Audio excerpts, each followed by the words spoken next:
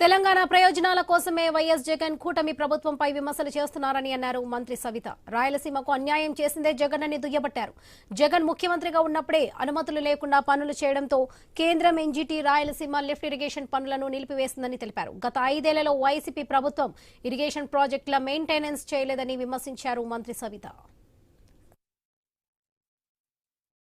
మరి తెలంగాణ ప్రయోజనాల కోసం మరి కూటమి ప్రభుత్వంపై విషయం జల్లుతున్నారు.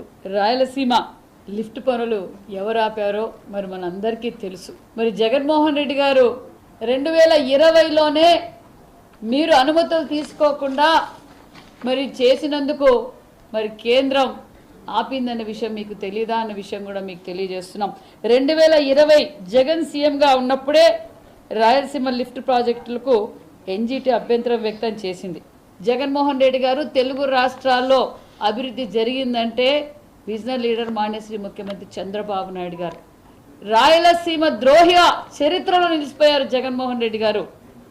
ఈరోజు ఇరిగేషన్ల ప్రాజెక్టులు 14-19లో ఈరోజు రాయలసీమలో సాగునీరు తాగునీరు అందుతున్నాయంటే అపర భగీరథుడు చంద్రబాబు నాయుడు గారు అన్న విషయం మీకు తెలుసు.